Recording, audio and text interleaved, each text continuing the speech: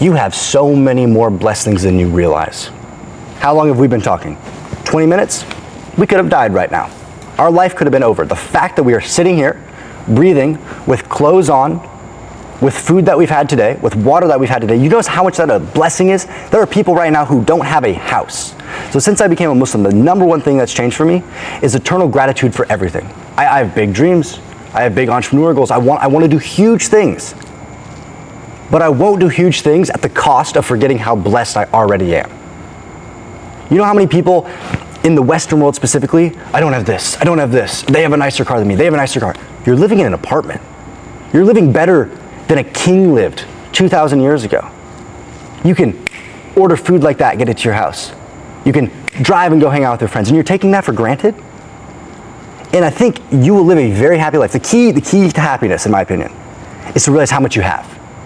To realize that if you had no money, no friends, no house, no clothes, and you're breathing, you're so lucky. You know how many people died yesterday? 170,000 people. 170,000 people died yesterday. I could, in this podcast, get hit by lightning. So what? Should I spend my last day alive being ungrateful because I stubbed my toe or my food wasn't as good as the restaurant or because a friend was mad at me? So I refuse to let small inconveniences ruin my life. The average person complains and complains and complains about things that don't matter. What do you mean you got in an argument with your mom? She's alive. Go tell her you love her. When was the last time you called your dad and said, hey dad, I'm really grateful how you raised me? Seriously, it's a serious question. Question for you. Have you ever in your entire life consciously been grateful for the fact that you have toes? That's a very important question. Wouldn't it suck to not have toes? And every single person in the world, they're not grateful they have toes. Imagine waking up tomorrow and you have no toes. It'd suck. It sounds stupid, but it's serious. Imagine waking up tomorrow and you couldn't see. So last year in March, so I woke up one day and I was so depressed, like I don't know what to do. I was getting blind, I was so depressed for a month, and I just woke up. I was just so scared. I didn't know what to do actually, because I was struggling financially, mentally. And then I was like, what is actually happiness? Like I was trying to define happiness for me, right? Like I was like, if now these days I am financially depending on someone else, I am financially struggling, I am mentally struggling, am I actually happy or I have to be sad? Then I just started counting the blessings I have right now. I was like, my tooths are fine, my body is working fine.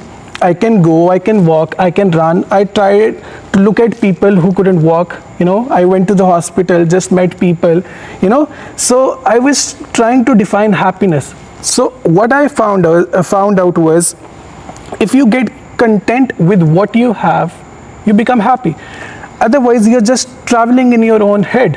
When I associate my happiness with something, like if I get that particular car, I'll be happy. What if I get that car tomorrow? What is going to happen? Then I'll have to try and find another happiness, right? And so that is why how I changed my perspective. I was like, if I get content with the blessings I have right now, I'll be happy for the rest of my life, because it doesn't matter to me now. It doesn't matter which car I have, which clothes I wear. I am so content with the blessings I have right now. So it changed my perspective about life. And the fact you are quoting it right now, it's so beautiful to look at life that way. But the perspective you have right now, was it the same before accepting Islam as your religion? No, it wasn't. Before I accepted Islam, it was want. Need. That. I don't have that. And yes, that can drive you, right? You can do extraordinary things from deprivation, right? The number one cause of action is deprivation. When you're deprived of water, you're thirsty. You're gonna drink water. When you're deprived of food, you're hungry. You're gonna have food. So when you're deprived of what you view as success, you'll work harder. But here's the thing. Before I was 19 years old, I had met over 300 millionaires.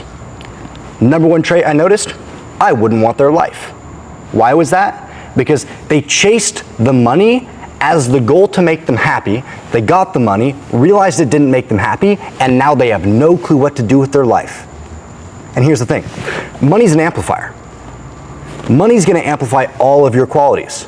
So if you are chasing money to be the happiness, that means you don't have happiness right now. You're gonna get the money, your non-happiness gets amplified. Now you're a uber non-happy person.